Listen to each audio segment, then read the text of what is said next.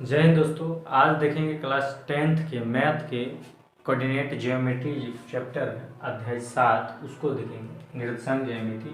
इसके बारे में बेसिक कॉन्सेप्ट को पहले समझ लेंगे जिससे ऑब्जेक्टिव बनाने में हमको सहूलियत हो और ज़्यादा से ज़्यादा दिक्कत ना हो। ठीक है, हम तो बोलते हैं जीरो दिक्कत नहीं आने देंगे। यदि इसका 3-4 पार्ट आएगा, चारों पार्ट देख लीजिएगा तो एक दिक्कत नहीं होगा, 1% भी दिक्कत नहीं आने देंगे। ठीक है, इसमें पहले समझ लेते हैं कि इसमें x किसको कहते हैं, y किसको कहते हैं। देखिए जो ऊर्ध्वाधर है खड़ा रेखा उसको ऊपर कहते हैं y अक्ष, नीचे वाले y डैश। ठीक है, और जो क्षैतिज है जो सूता हुआ है इसको कहते हैं x, इधर x इधर x डैश। ठीक है, ये दोनों चीज़ को समझना तो बेहद जरूरी है। x अक्ष और y अक्ष के प्रतिच्छेद बिंदु को मूल बिंदु कहते हैं। मूल बिंदु कहते हैं। इस बात को हमेशा याद रखिएगा कि x अक्ष और y अक्ष के जो प्रतिच्छेद बिंदु होगा उसको क्या कहेंगे, मूल बिंदु कहेंगे। ठीक है, इसको लिखने की कोई जरूरी नहीं है, केवल याद रखना। ठीक है, उसके बाद इसको कहते हैं प्रथम चतुर्थांश। क्या कहते हैं? प्रथम चतुर्थांश। इसको कहते हैं द्वितीय चतुर्थांश यानी सेकेंड चतुर्थांश। ठीक है, इसको कहेंगे तृतीय चतुर्थांश, इसको कहेंगे चतुर्थ, चौथा चतुर्थांश हो जाएगा। वहाँ हिंदी में दिया रहेगा, कोई दिक्कत नहीं। अब देखिए जो प्रतिच्छेद बिंदु होता है, ठीक, इसमें एक चीज कंडीशन उठता है कि आप प्रथम चतुर्थांश के इस साइड वाले प्रथम चतुर्थांश कहते हैं। तो इसमें जो सिंबल होगा, दोनों सिंबल x भी प्लस में है y भी प्लस में है, तो दोनों सिंबल हो गए प्लस कॉमा प्लस। ठीक है, इसमें देखिए द्वितीय चतुर्थांश वाला में यहाँ देखिए पहले कोई भी संख्या में पहले x आता है तो y आता है। पहले मान लीजिए कि x कथी माइनस, तो माइनस ले लेते हैं, कॉमा y कथी में प्लस में तो प्लस ले लेते हैं। ठीक है, यहाँ तक क्लियर। तीसरा वाला में देखिए x भी माइनस में है y भी माइनस में है, दोनों भी लिख लिए। और चौथा वाला देखिए x प्लस में है तो प्लस भी लिख लिए, y माइनस में है तो माइनस में लिख लिए। यहाँ तक क्लियर, जहाँ तक क्लियर होना चाहिए, कोई दिक्कत नहीं ना। इसको एंटी क्लॉक वाइज घुमाए तो क्लॉक वाइज घुमाए तो ठीक है, प्रथम चतुर्थांश की है plus plus minus plus minus minus और प्लस माइनस। यहाँ तक क्लियर है। उसके बाद दिखाते हैं इसमें जो पॉइंट पूछा जाता है, इसमें जो पॉइंट पूछा जाता है जिसे अब क्वेश्चन को हम ले लेते हैं, 3-4 तो क्वेश्चन ले लेते हैं। तो इसको देखिए 4,2 माइनस 4,2 माइनस 4,3 माइनस 3,-3 और 4,-2 ये ले लेते हैं। ये सब क्वेश्चन हुआ, बिंदु हुआ, कहीं ना कहीं बिंदु होगा। इस बिंदु में पूछेगा कि बताइए कि बिंदु 4,2 किस चतुर्थांश का है। तो आपको देखिए दोनों प्लस में दिख रहा है, x भी प्लस में y भी प्लस में है, x भी प्लस में y भी प्लस में। कौन चतुर्थांश है? प्रथम। ठीक है, प्रथम चतुर्थांश है यानी चतुर्थांश है। ठीक है, प्रथम। ठीक है, अब देखिए यहाँ दूसरा वाला में दूसरा क्वेश्चन बोल रहा है बिंदु -4,3 -4,3 है। अब इसमें पूछ रहा है कि किस चतुर्थांश का है। देखिए पहले वाला माइनस में है और उसके बाद प्लस में, तो पहले माइनस वाला और दूसरा प्लस वाला किस चतुर्थांश का है? द्वितीय चतुर्थांश। द्वितीय चतुर्थांश। उसके बाद बताते हैं, यहाँ देखिए क्वेश्चन में देखिए इसमें दोनों माइनस में बोला है, -3 और -3 किस चतुर्थांश का है? देखिए तृतीय चतुर्थांश का ना, तृतीय चतुर्थांश। यहाँ तक क्लियर है, कोई दिक्कत नहीं। अब अगला क्वेश्चन भी ऐसे पूछाएगा, -4,-2 किस चतुर्थांश का? देखिए प्लस कॉमा माइनस किस चतुर्थांश का है? चतुर्थ का। नहीं, चतुर्थांश। यहां तक क्लियर हो जाना चाहिए। चला, तो ये दोनों सही हो जाएगा। तो ये आप क्वेश्चन आपको बता देते हैं कि 1 नंबर का क्वेश्चन यहां से डील हो गया। ऑब्जेक्टिव में 1 नंबर का क्वेश्चन पूछेगा यहां से, अब एक क्वेश्चन पूछे और 2 पूछे, ये एग्जामिनर के ऊपर है, पर 1 नंबर का क्वेश्चन इससे पूछा जाता है कि कौन चतुर्थांश में है। ठीक, उसके बाद क्वेश्चन पूछा जाएगा कि बताइए मूल बिंदु का निर्देशांक कितने होता है।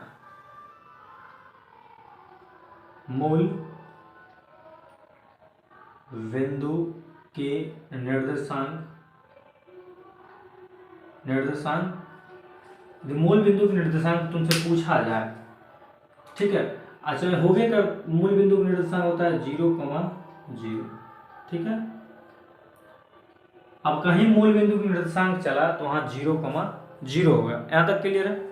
अब क्वेश्चन पूछेगा कि चलिए बहुत हो गया, अब इसमें कोटि किसको कहते हैं, ठीक है, और भुज किसको कहते हैं, ठीक है। अब देखिएगा, चला जो x वाला होगा उसको कहते हैं भुज, x वाला को क्या कहते हैं भुज, और y वाला को क्या कहते हैं कोटि कहते हैं। देखिए 1 नंबर यहाँ से क्लियर है, 1 नंबर यहाँ से क्लियर है, यानी 3 नंबर तो इसी क्लियर हो गया। अब यदि एग्जामिनर का मन होगा नहीं 2 ऐसा क्वेश्चन पूछेगा तो 2 नंबर, ऐसा नहीं यदि 2 क्वेश्चन पूछने का मन होगा तो 2 नंबर, यानी अब एग्जामिनर पर निर्भर करता है। पर जो फंडा था इसका, जो बेसिक है इस चैप्टर का, वो हमको आपको बता दिया, ठीक है। अब हम लोग को जानना है कि इसे भूत तो मालूम चल गया, कोटि का क्वेश्चन इससे पूछेगा कैसे। एक्स अक्ष वाला को मान लो भुज कहते हैं, वाई अक्ष वाला कोटि कहते हैं, ये तो मान लीजिए, चलिए ठीक है। पर क्वेश्चन पूछेगा कैसे सो बता देते हैं। जैसे मान लीजिए -4,2 पूछेगा बिंदु, यहाँ लिख देते हैं कि बिंदु 4,-2 का कोटि है, ठीक है। या क्वेश्चन पूछेगा बिंदु -6,-7 का भुज, ठीक है, ठीक है। अभी क्वेश्चन दोनों पूछा गया है, ठीक है, बिहार बोर्ड में पूछा गया क्वेश्चन है। इसमें पूछा है -4,-2 में कोटि है। हम आपको क्या बताए हैं कि इसमें देखना है एक्स वाला है, एक्स वाला जखनी होगा वो क्या होगा भुज होगा। तो इस वाला में देखिए भुज का क्वेश्चन बात चल रहा है, तो इसमें एक्स वाला कौन है -6 है, तो इसका भुज कितना हो जाएगा, भुज बराबर कितना हो जाएगा -6, ठीक है। क्वेश्चन इससे पूछा गया। उसके बाद पहला क्वेश्चन जो बोले थे उसमें बोला गया कि अच्छा बताइए कोटि क्या है। तो हम की बोले हैं यहाँ कोटि किसको कहते हैं, वाई अक्ष वाला को। तो इसको वाई अक्ष वाला यहाँ है तो इसको कोटि कहेंगे, तो कोटि बराबर कितना होगा, कोटि बराबर -7, सॉरी -2 है ना, -2, ठीक है। यहाँ तक क्लियर हो गया। क्वेश्चन किस प्रकार से पूछा जाता है समझ लिए।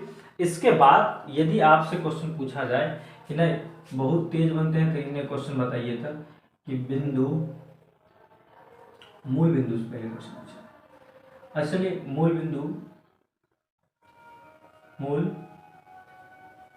बिंदु से बिंदु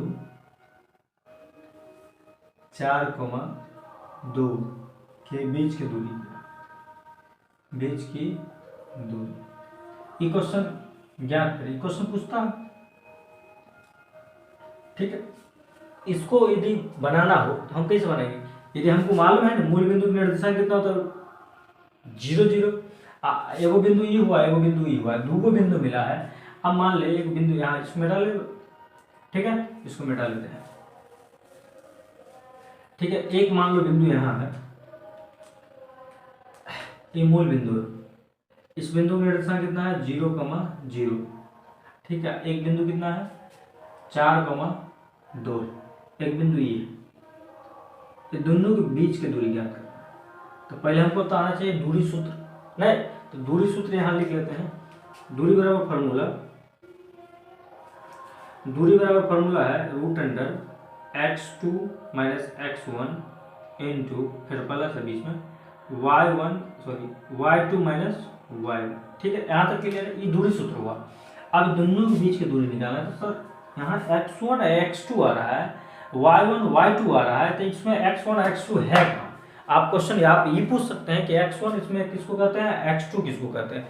तो पहले वाले जो रहता है ये पॉइंट बिंदु, उसमें पहला वाला भाग को x1 इसमें रहता है वो, एगो x2 रहता है, ठीक है। थोड़ा हम बड़े साइज में लिख रहे हैं, x1 इसको कहते हैं, इसको y1 कहते हैं, ठीक है। चला इसमें भी x कितना होगा 2 और y2 दोनों हो गया। अब मिल गया, आप देखो इसको बीच की दूरी निकालना है, तो दूरी बराबर फॉर्मूला हम तो करे हुए हैं, अभी लिखे हैं रूट अंडर x2, तो x2 माइनस x1 का whole square plus y2 minus y1 का होल स्क्वायर।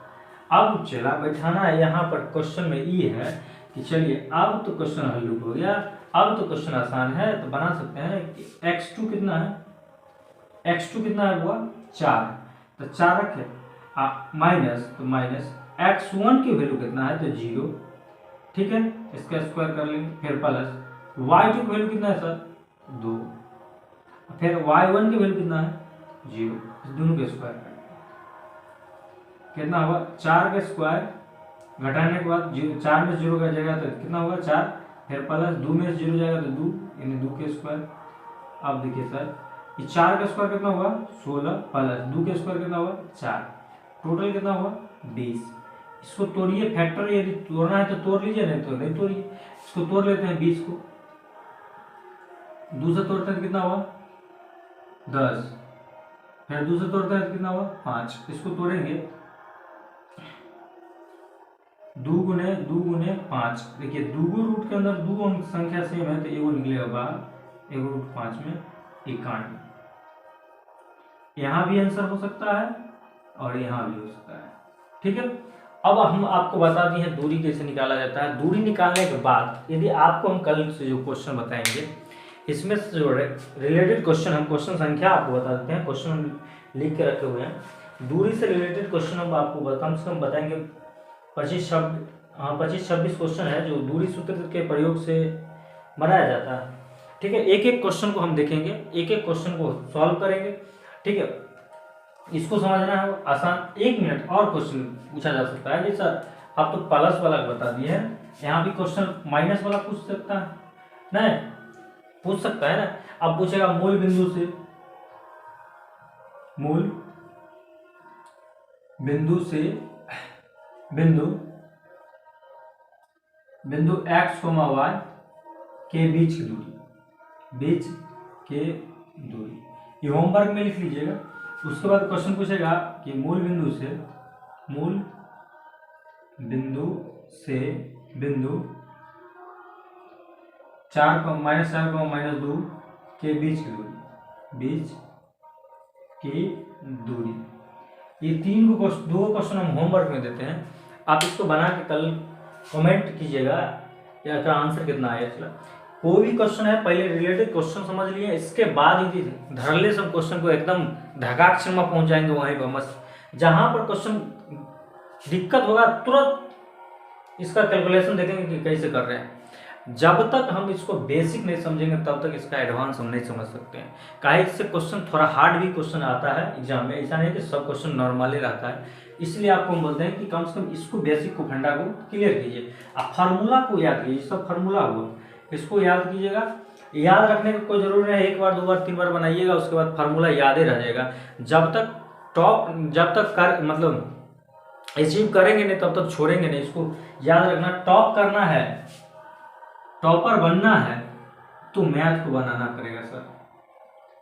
टॉपर बनना है तो मैथ को बनाना पड़ेगा। काहे इसमें 100 में 100 क्वेश्चन को सही करने की क्षमता रखता है। हर एक क्वेश्चन आपका सही हो सकता है, ऑब्जेक्टिव से लेकर सब्जेक्टिव तक, ऑब्जेक्टिव से लेके आपका सब्जेक्टिव भी सही हो सकता है। इसमें तो कोई नंबर कटाकटी नहीं होगा कि भाषा गलत लिखे थे इसीलिए नंबर कटे, पर इसमें 100 में 100 आ सकता है, इसीलिए मेहनत इस पर ज़्यादा करना होगा। टॉपर बनना है तो हर एक फंडा को याद रखिएगा तो टॉप बनिएगा, नहीं तो नहीं बनिएगा। इसलिए हम बोलते हैं इसको यदि बेसिक समझ लिए हैं तो एडवांस की ओर कल के क्लास में हम चलेंगे। तब तक के लिए जय हिंद, धन्यवाद।